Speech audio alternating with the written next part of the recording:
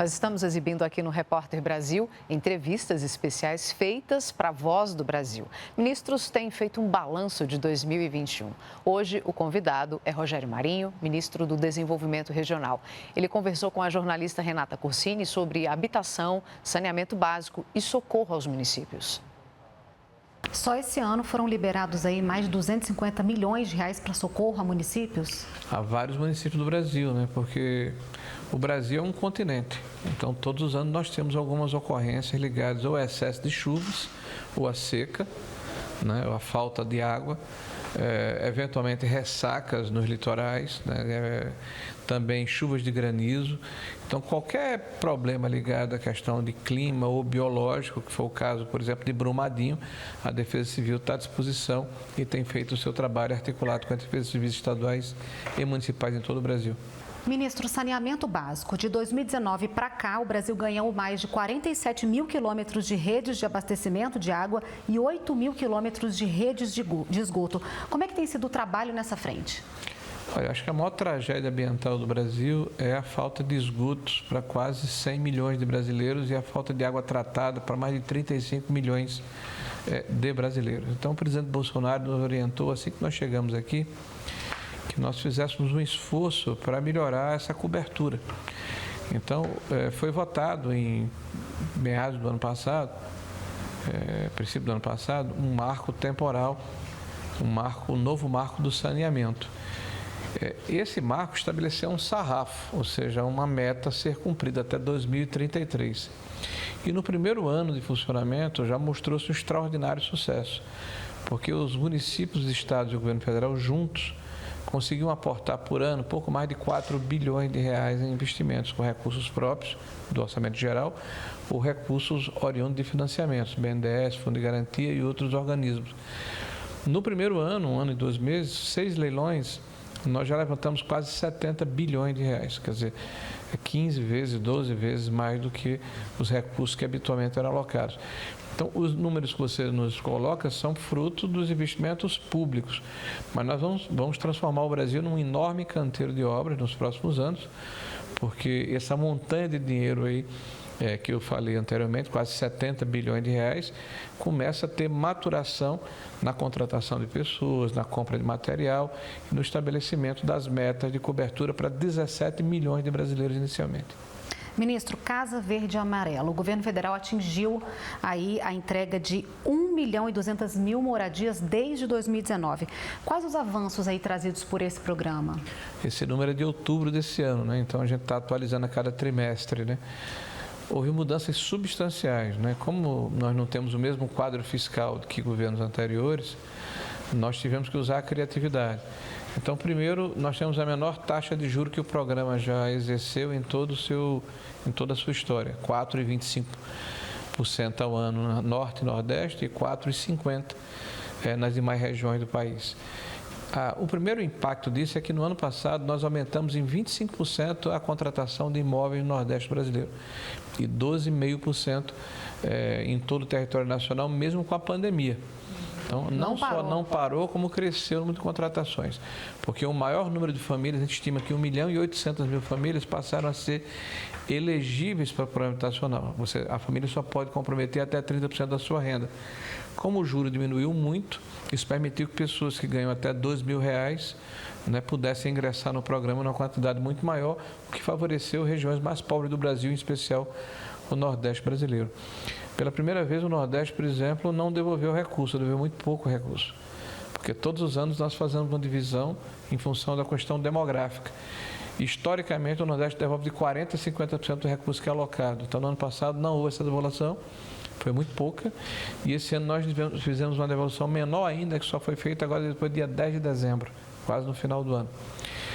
Uma outra questão é que, na negociação com os agentes, com o agente operador, que é a Caixa Econômica, nós temos um subsídio na ordem de 9 bilhões de reais por ano, além dos recursos subsidiados, com juros bem abaixo do mercado, com inflação de quase 10%, você tem um juro anual de 4,25%.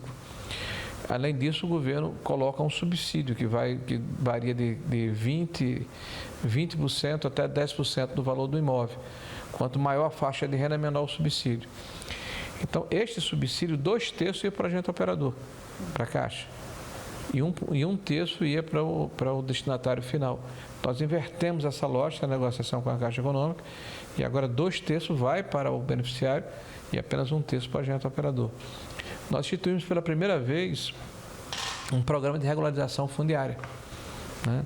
Então, a legislação existe desde o ano 2000, com o Estatuto da Cidade, houve uma alteração em 2017 com o REURB, há centenas de projetos de regularização fundiária feitos pelas prefeituras, mas o governo federal lança um programa para apoiar as prefeituras pela primeira vez em mais de 20 anos. Com recursos financeiros, com arcabouço técnico e com um direcionamento para as famílias de mais baixa renda.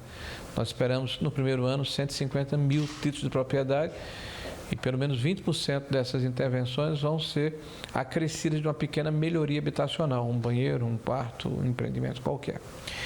Uma outra questão que nós estamos trabalhando são as parcerias. Nós estimamos aí pelo menos 200 mil unidades em parceria com estados e municípios. Como eu falei anteriormente, nós temos um subsídio que chega até 20% do valor do imóvel. Então, nós procuramos vários estados brasileiros, vários municípios, eles entram com mais 20%.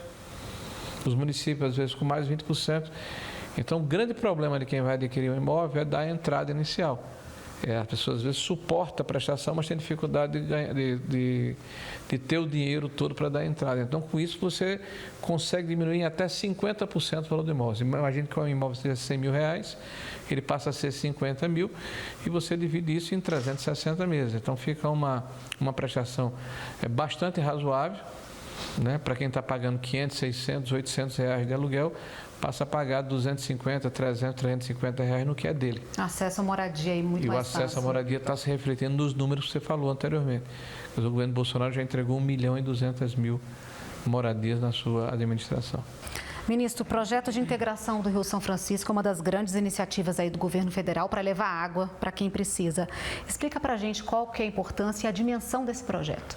Olha, esse é um projeto do Estado brasileiro, né? Isso começa quando Dom Pedro II era o imperador do Brasil, nos idos de 1850, provocado por deputados cearenses do Crato.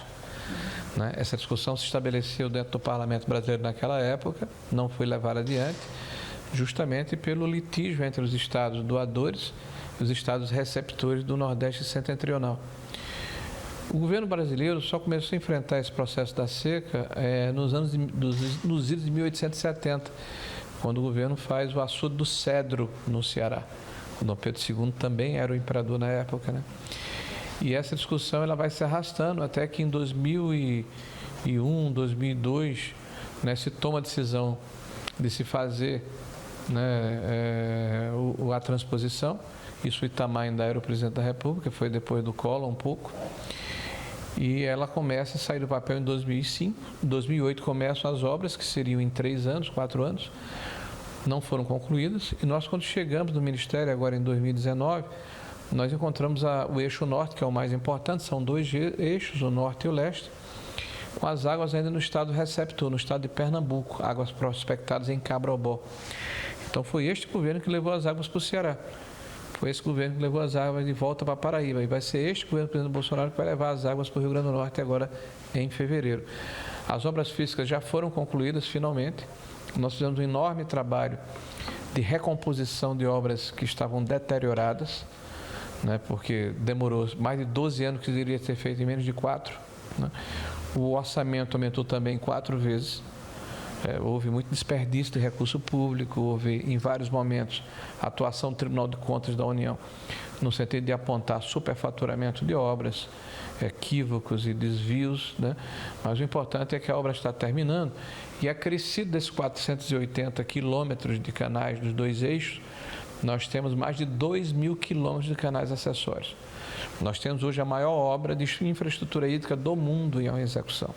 Nós temos obras na Bahia, nós temos obras em Sergipe, nós temos obras em Alagoas, nós temos obras na Paraíba, nós temos obras no Rio Grande do Norte, no Ceará, em Pernambuco, obras que permitem que as águas captadas ou no São Francisco ou nos canais dos eixos de integração possam chegar nas diferentes cidades e regiões próximas da região do semiárido, que passam a ter o que nós chamamos de emancipação hídrica, né? Segurança hídrica, o que faz toda a diferença.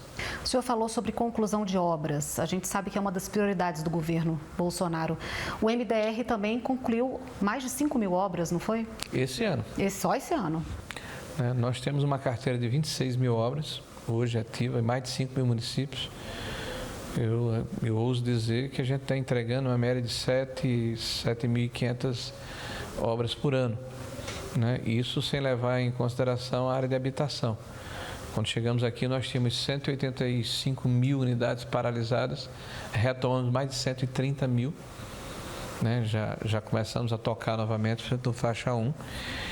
E agregado a obras ligadas à infraestrutura hídrica, mobilidade, enfrentamento do desenvolvimento regional, a desigualdades regionais, obras ligadas à iluminação pública, à drenagem de ruas, asfalto.